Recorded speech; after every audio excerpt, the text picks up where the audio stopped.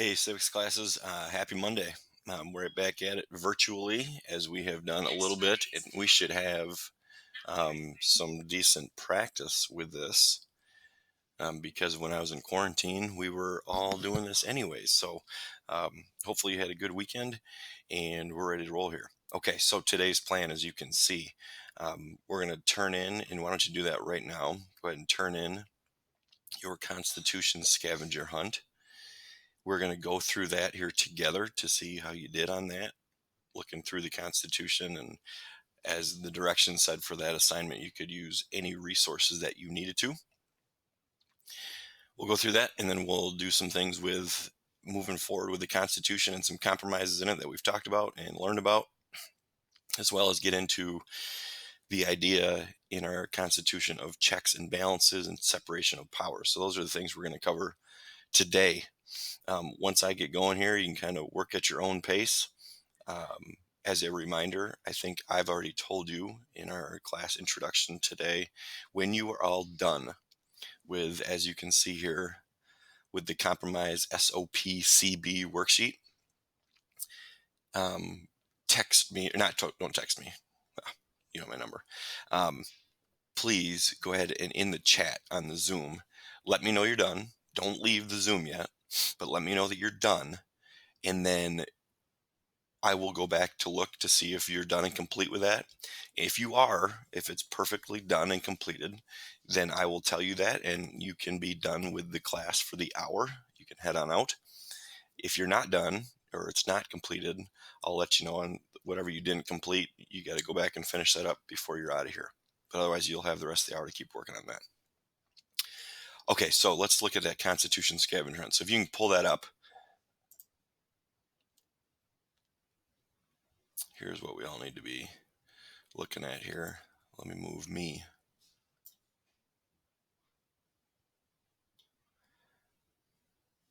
All right. Oh, let's see. I want to make this a little bit different size, but that's okay. Okay, it said you should use the textbook, but you didn't necessarily need to do that. No reason to do that. It was probably easier for you if you just Google searched it. Here's my, make it a little bigger for you. Okay, perfect. Here we go. Number one, who is the father of the Constitution? Remember, not the father, or don't confuse it with the father of the Declaration of Independence, because that was Thomas Jefferson. Father of the Constitution, James Madison. Number two, how many states were required to ratify? Ratify is one of those kind of vocab words that you need to use. Ratify meaning to, like, when something is signed officially into place. Like, that's when people ratify something. It's official. And how many states were required to ratify the Constitution before it went into effect? That would have been 9. Remember, we had 13 states at the time. So 9 of 13, we're looking for a 2/3 majority in order to get that done. 3, which were the last 2 states to ratify the Constitution, doing so after the government had already started to function, and that would have been North Carolina and Rhode Island. So actually, the Constitution had been ratified already. 9 states had already signed it, so it was going into effect whether North Carolina and Rhode Island signed it or not.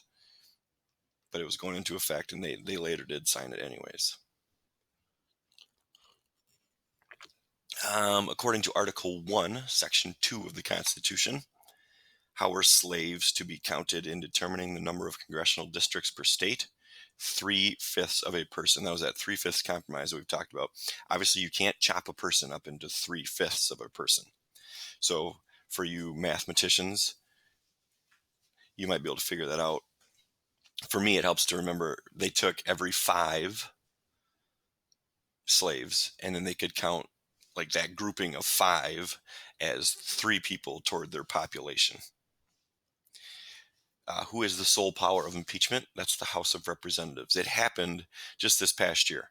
President Trump was impeached. That doesn't mean he lost his job. Okay, that just means the House of Representatives thinks that, well, they take a vote, and if they vote, enough of them say yes, that means enough of them think that the president did something illegal that they should be put on trial for. Okay. If they vote no, then he's not impeached. If they vote yes, then he is impeached. And in this case, he was. But from there on, as we'll talk more about, in order for the president then to lose their job, if they're impeached, they then go on basically like a trial in front of the Senate. And the senators are pretty much the jurors, like they would in trial, and the lawyers, and they get to ask questions, and they put them through basically a court case. And in this case with President Trump, the Senate found him not guilty of the accused crimes against him. Number 6, what is the term or number of years excuse me, served by a member of the House of Representatives? It's 2 years. So everybody in the House of Representatives serves a 2-year term. They get their job for 2 years, and then if they want it again, then they have to run for re-election. And so every 2 years, all 435 members of the House of Representatives are up for re-election. So a couple weeks ago, when the elections came, all 435 members of the House were running for re-election. 7.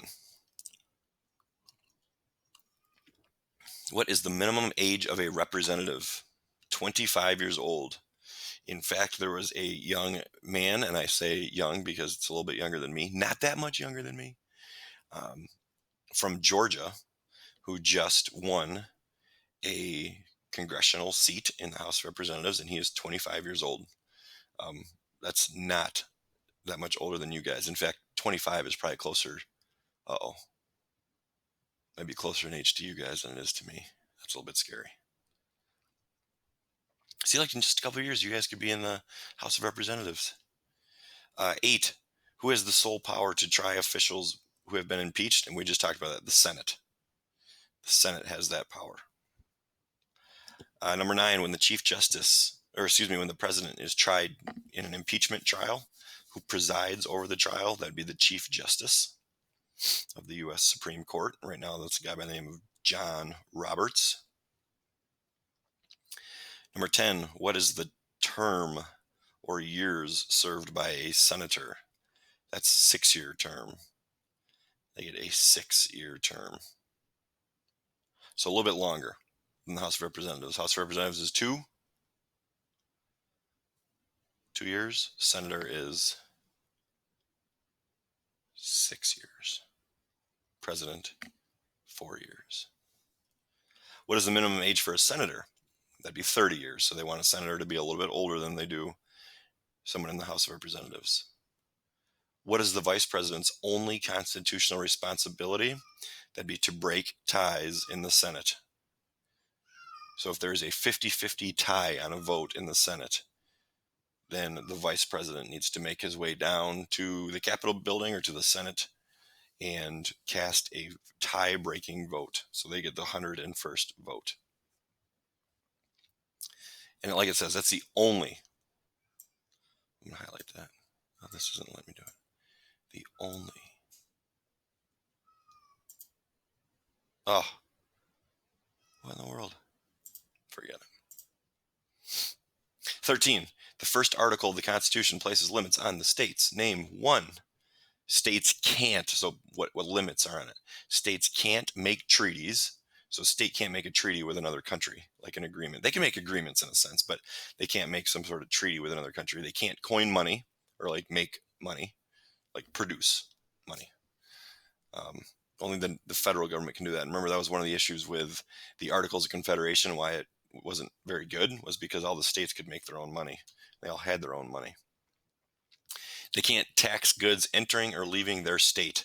So if something is built or manufactured in Illinois and is brought into Michigan, we can't necessarily tax that.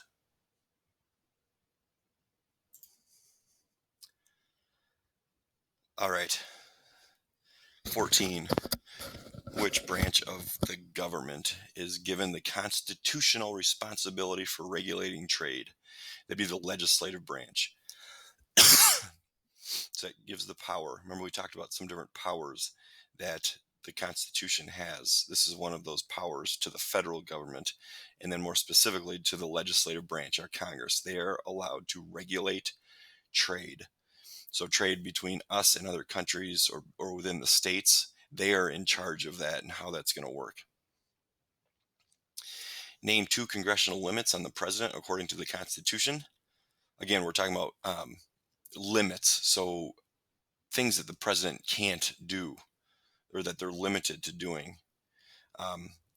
And Congress can override a veto of the president. So if Congress passes a law saying that, let's say that high schools cannot start before 8:30 in the morning, and the president doesn't like that law, he can veto it. That's one of the presidential powers. But if Congress really, really feels strongly about that law being passed, they can re-vote and try to override that veto. Now, originally, if that law passed, they only needed a 50% vote, 51%. People had to say yes. Now, to override a veto, you have to get 2/3. We call it a supermajority. So it makes it a little more difficult to then override the president's veto, but they can. It doesn't happen too often. They can approve, or they have to approve executive appointments. So becoming president, you get to pick and choose thousands and thousands and thousands of people to fill certain roles in the government, certain jobs, but they don't automatically always get those jobs. For many of them, the Senate specifically has to approve those appointments. One of them is like Supreme Court justices. We just saw this happen. When the new Supreme Court justice was appointed by the president, which is a power of the president, she didn't automatically get her job. She had to be approved by the Senate. So the Senate had to vote with at least 51% of them saying yes for her to get her job. So if and when incoming President Biden comes in, he's going to get to appoint thousands of people, and each or a lot of them have to be approved by the Senate. Declare war. Congress can declare war.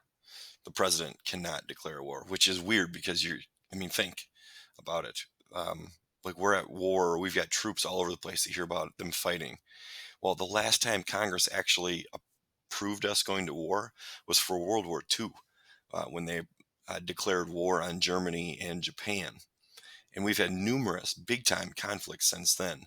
That is because the president does have some powers, some war powers is what we call them, to allow him to send our troops into conflict without congressional approval or without a declaration of war.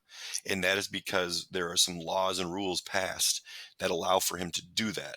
Because there are many times that we need our troops to be able to go into war or go into conflict, like right now, this instant.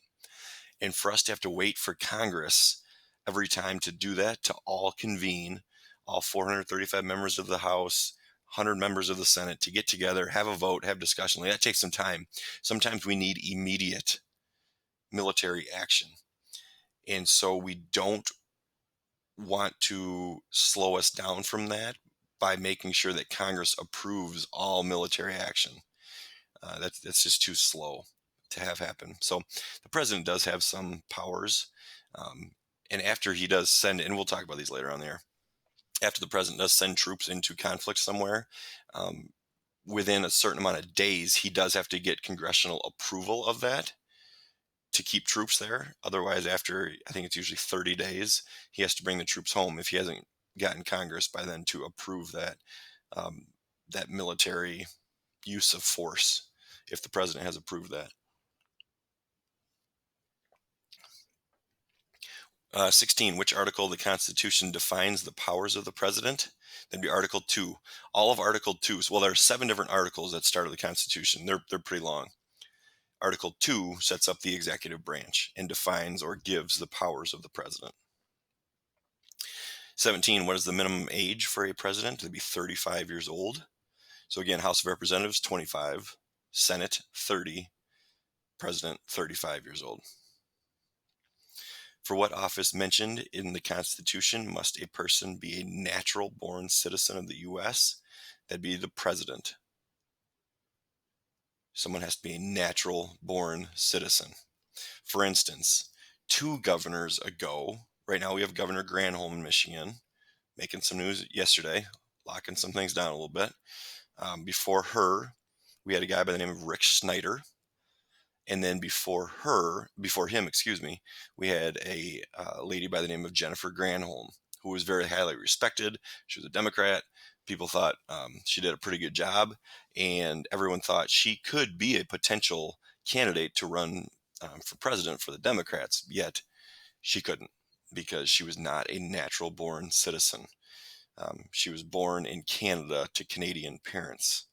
Neither of them were U.S. citizens, and she wasn't born on U.S. soil, so she could never be president of the United States. She could basically serve any other role in the United States, but she can't be president. 19, name two of the powers of the president stated in the Constitution. So here are some powers or things that the president can do to check and balance the other branches of the government. One, veto laws. If the president doesn't like a law that is passed in Congress by the Senate and the House of Representatives, he can say no. And there are two different ways they can do that. We're not going to be worried about those right now. The president is the commander-in-chief of the military, our armed forces. So makes all final decisions in terms of our armed forces. The president gets to appoint or to give jobs, choose people for jobs, such as judges, ambassadors. Well, let's start with judges. President Trump, maybe one of his greatest legacies as president is going to be that he was able to appoint a ton of judges to our federal court system, more than any other president ever has in the past. And those judges, most of their jobs, they get them like for life. They get to serve as in those judgeships for as long as they want to. So that can have a long-lasting effect based on who the president appoints to those jobs. Ambassadors, the president gets to appoint. And we have an ambassador to almost every country throughout the world. We've talked a little bit about how in each country that we recognize around the world, we have what we call an embassy, or a small plot of land where we've got, and it's oftentimes in the capital city of that country, where we've got a big embassy. It's a big building, big government building, that we have people that work there for our government from the United States, so that we can quickly do government business with that country through those people, and that the president doesn't have to. He doesn't have the time to be able to fly everywhere around the world to deal with every country whenever there is a need. So we have someone called the ambassador that lives there and works there. So they get to choose who those people are. The president's cabinet. And the cabinet is about a group of about 20 people. We've talked about them a little bit. And those are we call the leader of each of these departments within our federal government, the secretary. So we have a secretary of state. We have a secretary of the Treasury.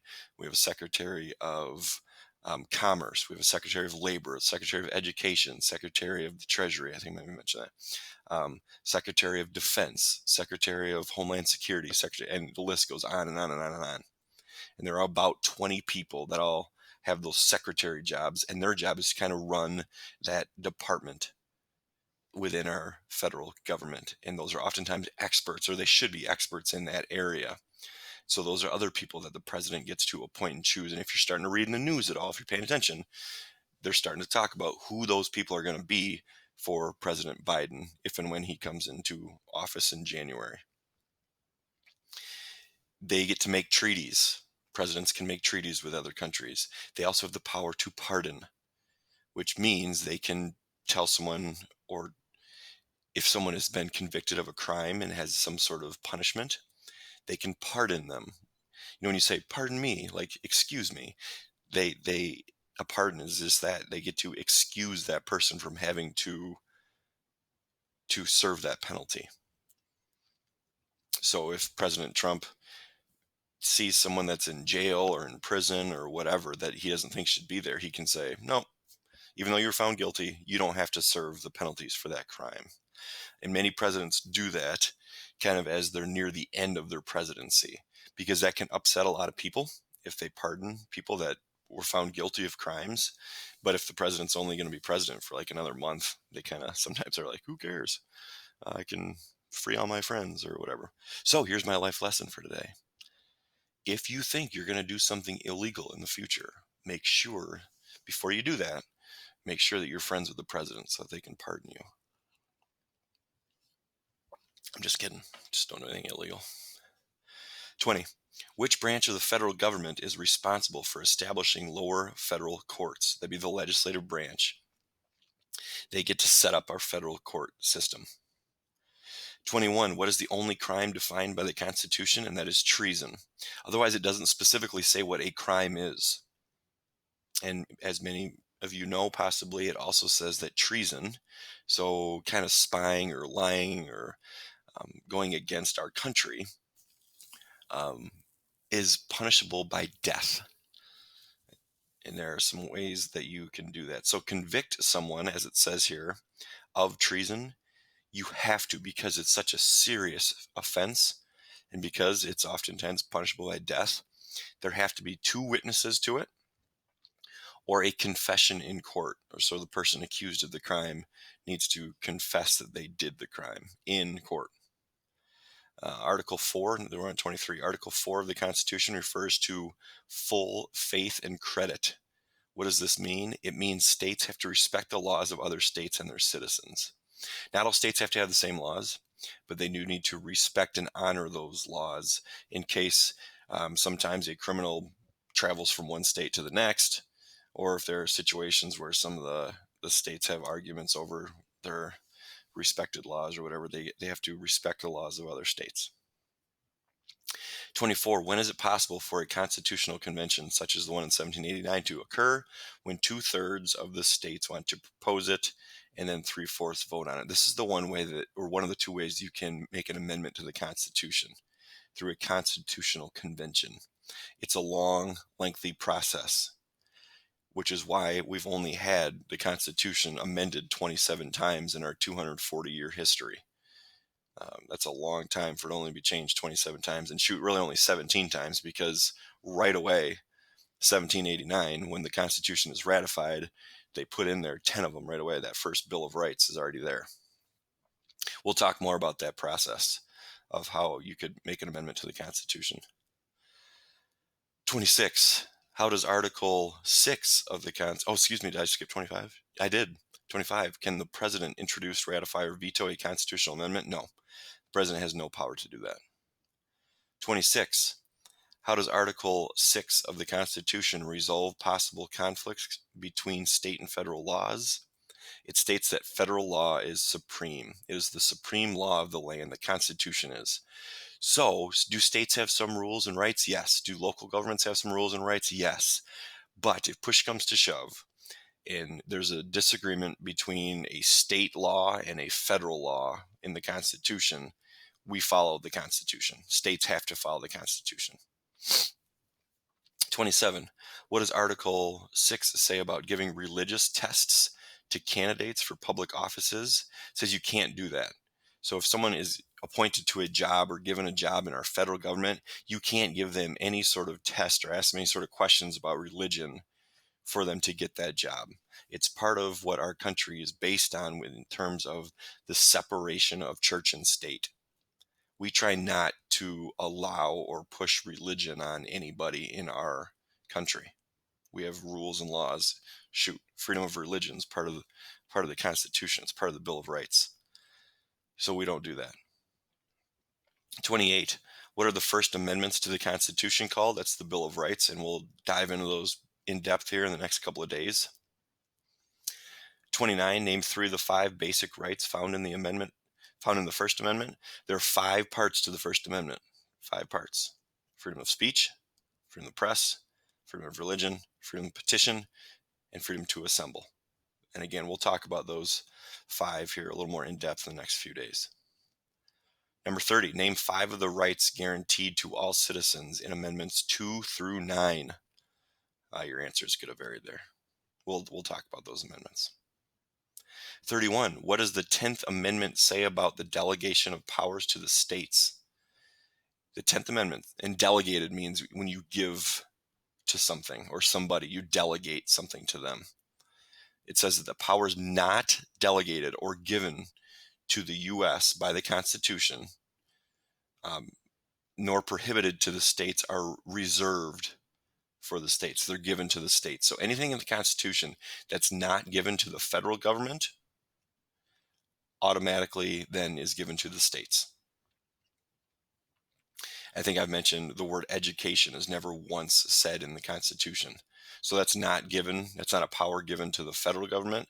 So that automatically, according to the 10th Amendment, gets to be decided on educational issues by the states.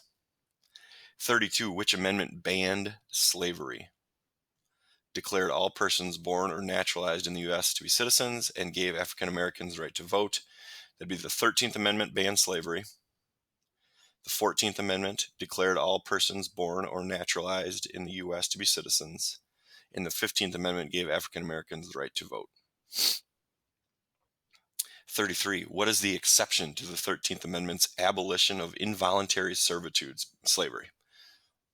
Penalty for a crime. It still said that if you were charged with a crime, you could be basically forced to be a slave in a sense. So if you go to prison, they could force you to do some labor, which would basically be slavery. That's involuntary servitude. You're serving, you're not volunteering to do it. You're forced to do it. The 13th Amendment said that that was still something you could do if you were as a penalty for a crime. But it abolished slavery on the side. 34, which amendment allowed for a federal income tax? So the 16th Amendment said the federal government could charge the citizens an income tax, which is how the government now makes most of its money. 35, the 19th Amendment, which gave women the right to vote, was passed in what year? That would have been 1920. 36, according to the 20th Amendment, if the president dies before the beginning of his or her term, who becomes president? The vice president then would. 37, what was the subject of the only amendment passed to repeal or get rid of another amendment? That would have been prohibition in alcohol. So the 18th Amendment actually said you could not, you couldn't serve alcohol, or alcohol, you couldn't sell it. It was illegal. Well, it turned out that that wasn't such a good idea. It kind of backfired. And so the 21st Amendment was written some years later, not too long after that, which then basically put a big cross, put a big slash through the 18th Amendment and said that no longer exists. 38, the 25th Amendment says a president unable to discharge the powers of his or her office must declare this in writing to two people. Who are they? The president pro tempore of the Senate and the Speaker of the House. So if the president can't perform their duties, the 25th Amendment says they have to, in writing, tell those two people. 39, the argument, anyone old enough to fight for his or her country is old enough to vote, helped lead to the passage of which amendment? That would have been the 26th Amendment, which allowed for 18-year-olds to vote, because they felt like, shoot, if you can rely on me to carry a gun and go defend our country and risk my life for our country, I should simply be allowed to vote. And 40, what was the purpose of the 27th or most recent amendment? To make pay raises in Congress go into effect after Congress has to run for election. Because in the Constitution, it says that Congress is in charge of their own paycheck, basically. They get to set their own pay. Well, a lot of people started to complain that they were just raising their pay all the time and no one could stop them. And so what they said was they would create this amendment that it's still okay for Congress to create their own pay, but that pay increase wouldn't go into effect until after the next election. So let's say Congress decides to raise their pay to $2 million a year. Holy smokes. They don't get that until they get reelected. Well, they're not going to get reelected because all of us voters are going to say, no way. You can't raise your pay to $2 million, you selfish Congress people. So we're going to vote for somebody else. And so they're never going to see the benefits of that pay raise. So it's kind of a check on them raising their pay too much. Okay. Hopefully you did okay on that and you have a little more sense of some of the kind of big important things that are in the Constitution. Again, over the course of the next week or so, we're going to cover this stuff even more in depth. But this was a good introduction into some of the key things that are pretty important to know about the Constitution. Okay, we are going to watch these 3 quick video clips. The first one being about the Bicameral Congress. That's important. Again, we've talked about how that gets set up. But bicameral, two houses. So we've got the House of Representatives and the Senate that make up our Congress. Then we're going to watch a quick one on the separation of powers of checks and balances, because those are two very important topics and ideas that were put into our Constitution that have made our government run pretty smoothly over the course of our history. And then lastly, we'll watch a quick clip on the constitutional compromises, some of which we've already talked about. Those are all key pieces in the Constitution. All right, here we go. The Bicameral Congress.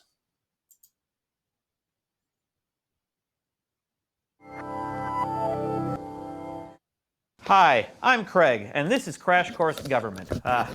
It's been a dream of mine to be on Crash Course since I was a little kid. Speaking of acting like a little kid, today we're going to talk about the U.S. Congress, which, according to the Constitution, is the most important branch of government. That was probably written by Congress. It wasn't. They didn't exist yet. So when I say that Congress is supposed to be the most important branch of government, I'm talking about the national government, not the state government. There's a difference, okay? I know this because the Constitution, which consists of 7 articles and 28 amendments, mentions Congress first. In fact, right after the preamble, the very first section of the very first article, which is helpfully labeled Article 1, Section 1, says this: "All legislative powers herein granted shall be vested in a Congress of the United States, which shall consist of a Senate and a House of Representatives." So right away, the Constitution sets up a 2-house legislature with a Senate and a House of Representatives. The Latin word for this is bicameral, and I promise I'll quit with the Latin now. I didn't really say much Latin, but just once, but I won't say anymore.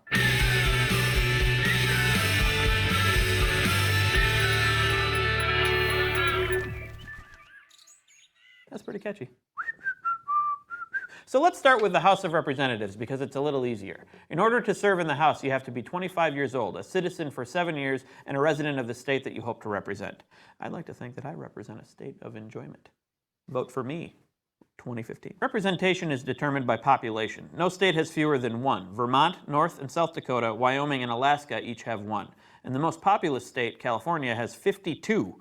Right now, there are 435 members of the House of Representatives. The Senate has 2 senators from each state for a total of 100. To be a senator, you must be at least 30 years old, a citizen for 9 years, and a resident of the state you hope to represent. Originally, senators were chosen by the state legislatures, which meant that they tended to be politically important members of a state's elite class. But this changed with the 17th Amendment, and now senators are elected by the people, just like representatives. I'm going to explain how the 2 houses of the legislature actually legislate in a later episode. I'll have a bigger beard, probably. But now I'm going to point out a few of the ways that they are different. Ultimately, the houses do the same thing, make laws, but the Constitution grants certain specific powers to each house.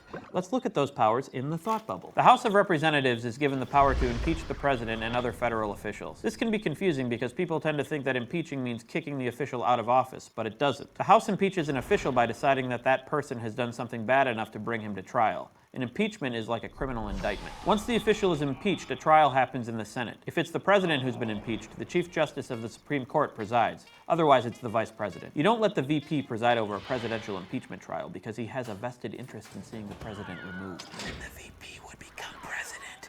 Duh.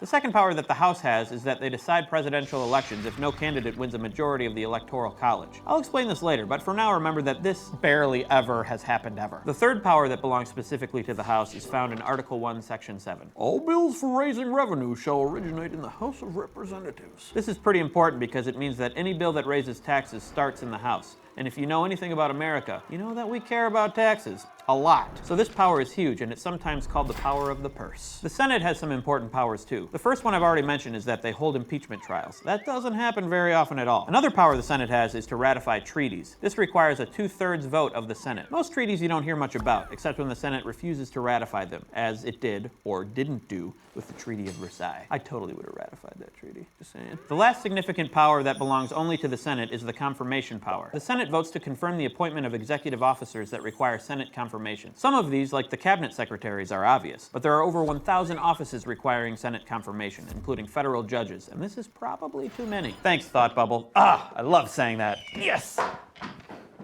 So those are the major differences between the 2 houses of the legislature. But why do we have 2? And why did the framers of the Constitution make them different anyway? There are two categories of reason here, historical and practical. The historical reason for the two houses is that when the Constitution was being written, the framers couldn't agree on what type of legislature to have because they came from states with different interests. Delegates from states with large populations wanted legislators to be chosen based on the state's population so that their states would have, wait for it, more legislators and more power. This is called proportional representation. States with small populations understandably didn't want proportional representation.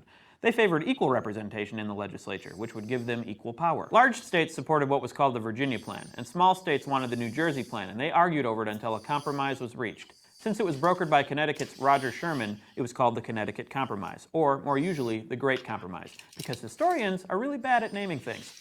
Hey, this war is 9 years long. Let's call it the 7 Years' War. That's actually genius. If you guessed that the compromise was an upper house with equal representation and a lower house with proportional representation, congratulations, you understand the Great Compromise. You don't win anything if you guessed it right. Actually, if you guessed it right, click here and watch me punch an eagle. So that's the historical reason for the two houses, but what about the practical reasons? One of the main reasons to divide the legislature and give the two houses different powers is to make it so that the legislature doesn't have too much power. How do we know that the framers wanted this? Because one of them, James Madison, told us in one of the Federalist Papers. In Federalist 51, Madison wrote, "In Republican government, the legislative authority necessarily predominates. The remedy for this inconveniency is to divide the legislature into different branches and to render them, by different modes of election and different principles of action, as little connected with each other as the nature of their common functions and their common dependence on the society will admit." James Madison might not have sounded like Foghorn Leghorn, but that's one of the theories. My theory. I say. Anyway, the idea that one house of the legislature can limit the power of the other house is called an intra-branch check. We'll look at this in more detail when we talk about checks and balances.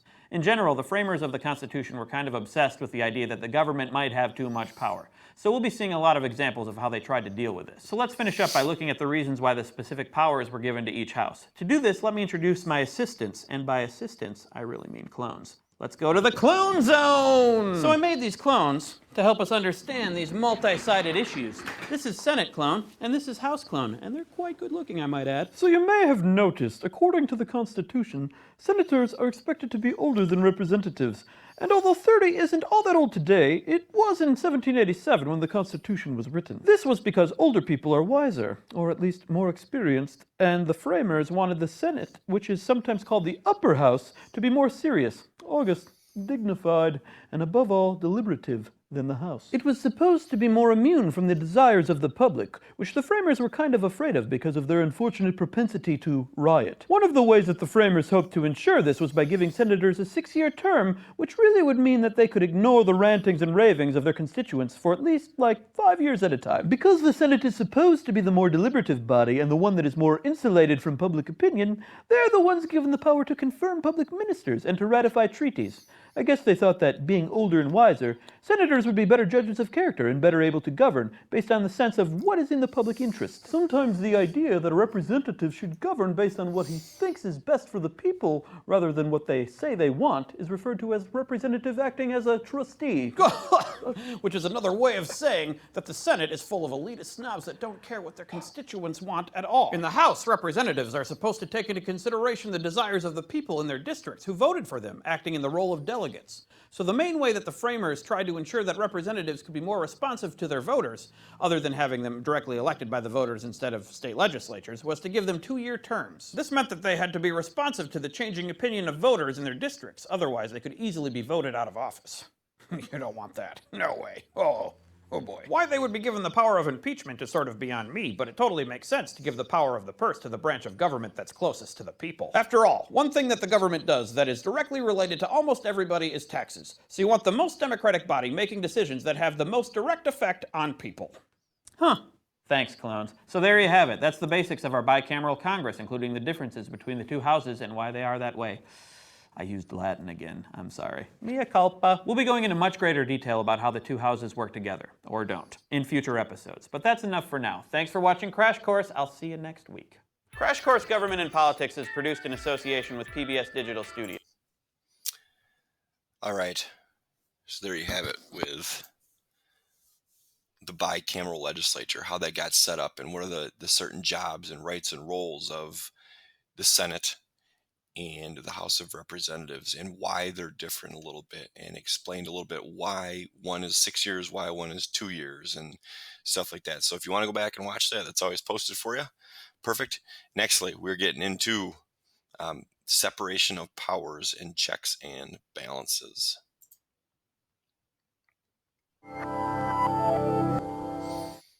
Hi, I'm Craig, and this is Crash Course Government and Politics, and today I'm going to try to explain two fundamental concepts of American government that students and citizens often confuse: Team Jacob and Team Edward. Separation of powers and checks and balances. Team Jacob.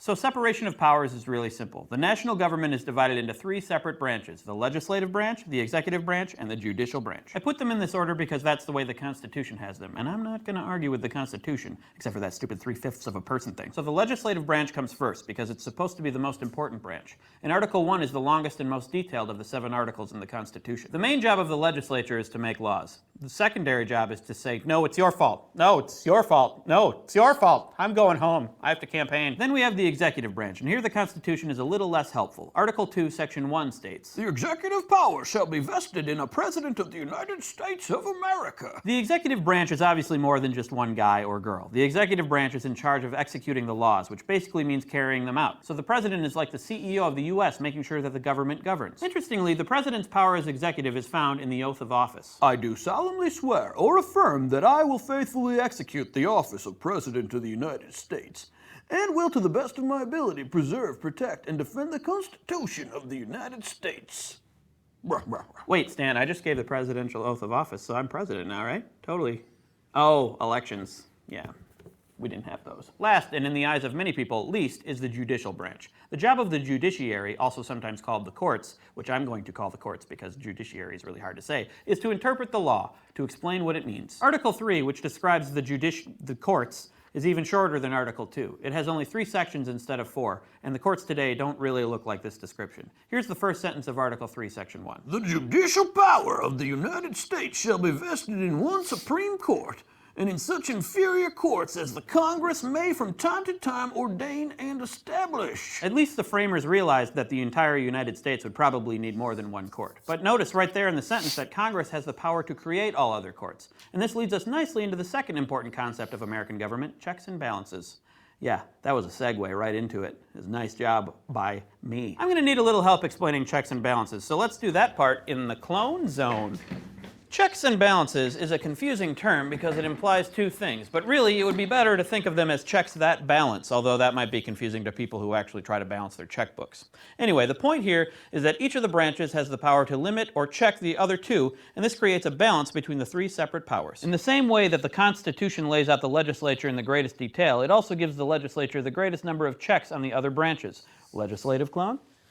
So the framers of the Constitution were really concerned about the president becoming a tyrannical figure a la King George III. That guy was a jerk. So the Constitution gives the legislature a lot of power over the executive.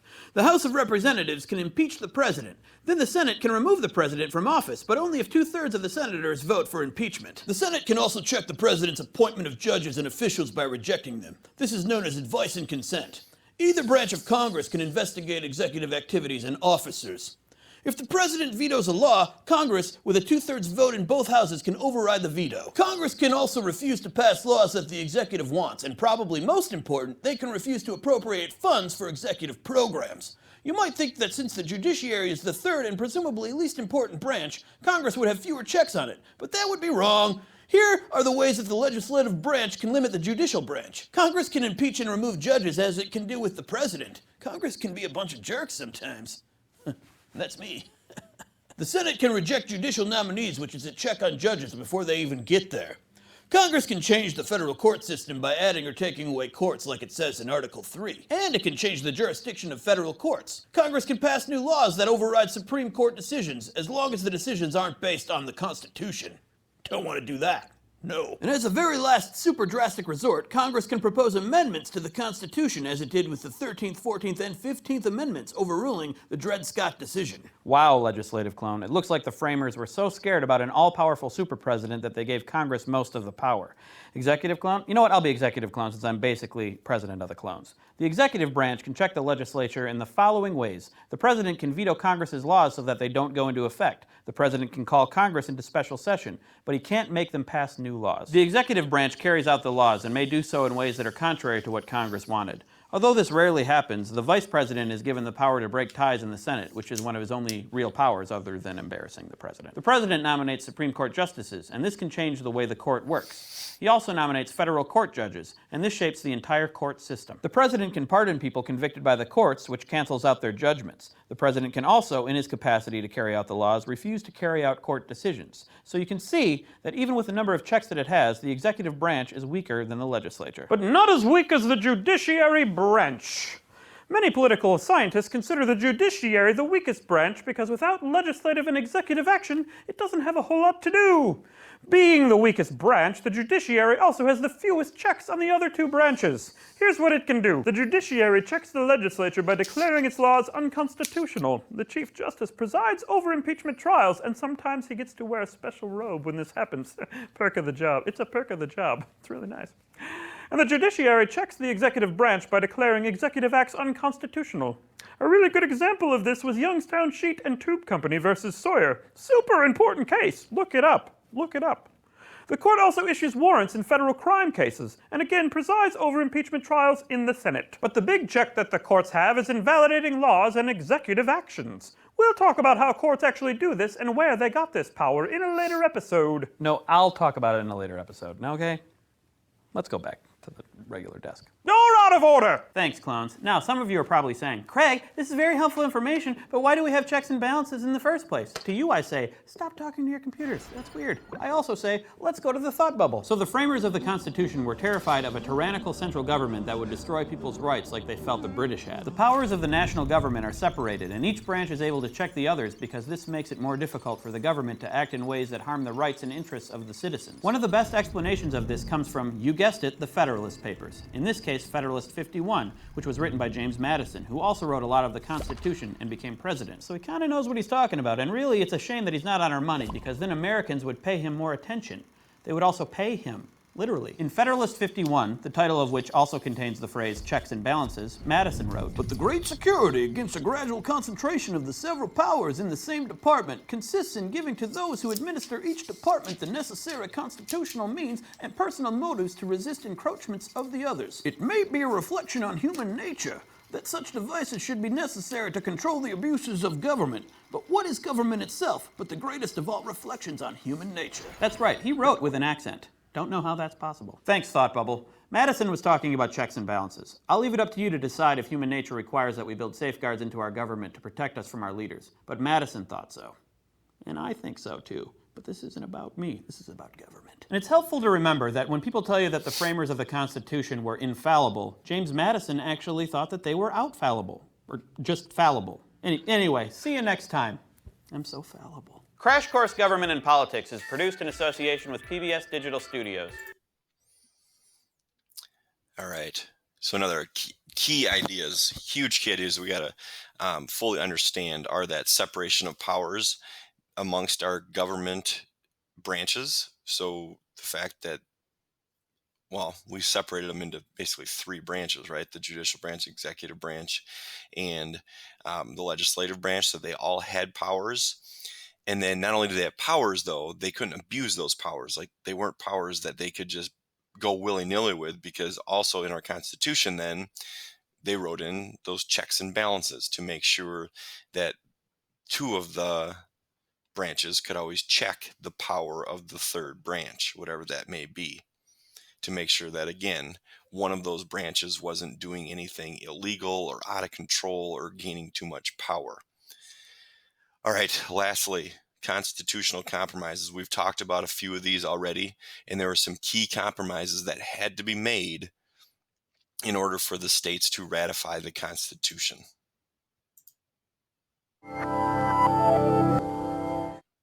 Hi, I'm Craig, and this is Crash Course Government and Politics. And today we're going to talk about the single most important document in America, one that we'll be talking about a lot over the next few months. No, I'm not talking about O Magazine. It's the United States Constitution, and what we're really going to focus on is how it got made and how it became the foundation of our government.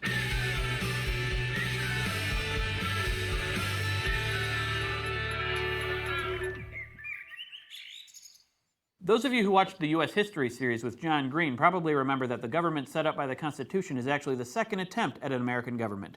Also, as pointed out in the comments, you probably noticed that I am not John Green. The first American government, which was in place during the Revolutionary War and for almost 10 years afterwards, was the Articles of Confederation. Like many first attempts, the Articles government had some good ideas and it meant well, but it was poorly executed. Just give it a break. It never did this before. So when delegates gathered in Philadelphia in 1787 to revise the Articles, they ended up scrapping the whole thing and creating a new constitution. It's probably not because they didn't know what revise meant. So the delegates from the various states each had their own agendas at the Constitutional Convention, and that made it difficult for them to agree on what the new government should look like. In order to hammer out a constitution, they had to do something you don't see very much in government these days: compromise. Oh, let's compromise. I'm sorry, Eagle, I didn't mean. Before we get into what those compromises were, it's kind of necessary to look at what was so bad about the Articles government in the first place. The main thing was it really couldn't govern. There was no executive branch or president and no judiciary to settle disputes. It was basically just a Congress where each state was equally represented and they all pretty much had veto power and could sink legislation they didn't like. All decisions were collective, which meant that very few decisions were actually made, because it's really hard to get 13 people to agree on something that will be in the interest of all 13. I can barely agree with Stan on anything, right, Stan? He said wrong. Most important, the Articles government had no power to levy taxes, which meant that if it needed any money to do, well, anything, it had to ask for the money from the states, which were free to say, no, I don't think we'll be giving you any money today, or tomorrow, or ever. As I remember from my college years, and I don't remember much, living without money is awful. Without money, it's pretty much impossible for a government to do anything, except buy ramen noodles. The Articles government was able to accomplish one notable thing, though. One of the big issues it had to deal with was Americans moving out west, which in the 1770s and 80s meant to places like Ohio and Indiana that weren't states yet. The government managed to set up rules for these settlements in the Northwest Ordinance of 1787. This set up a system for eventual statehood, but most importantly, it forbade slavery in these territories, which, as students of American history know, was kind of a big deal. You wouldn't know that. You're not a student of American history. You're a symbol of America, bird. I'm not going to punch you. Other than that, though, the Articles government was a flop. And the very thing that made it so ineffective threatened to screw up any attempts at new government, too. This was the issue of competing interests between different states. More specifically, the states with large populations and the smaller states. Basically, a state with a large population, like, say, Virginia, had different needs than a state with a small population, like Delaware. More importantly, large states might stand to benefit more from any government spending. When the delegates decided to make a new Congress, these large population states wanted the number of representatives to that Congress to be proportional to the states' populations, which would mean that the larger states would have more representatives than the smaller ones. This idea, a large Congress made up of many delegates, was called the Virginia Plan because it was put forward by the delegates from Wisconsin. Just kidding, Virginia. The delegates from small New Jersey put forward a plan that would have a Congress where each state would send an equal number of representatives. In other words, something that looked a lot like the Articles government. This New Jersey plan would prevent smaller states from being dominated by the larger states, and also ensure that the large states wouldn't be able to vote themselves a bigger share of government spending. These two opposing interests threatened to scuttle the whole new government thing until Roger Sherman from Connecticut proposed the Great Compromise that gave us the bicameral legislature that we talked about in episode 2, and we've all come to know and love. Sometimes. So the Great Compromise meant that we would have a two-house legislature, but this wasn't the only issue related to how the seats in Congress would be apportioned. The membership in the House would be based on the state's population, but at the time there was an issue about how to count that population. The issue was slavery, more specifically, how to count slaves as part of the state's population.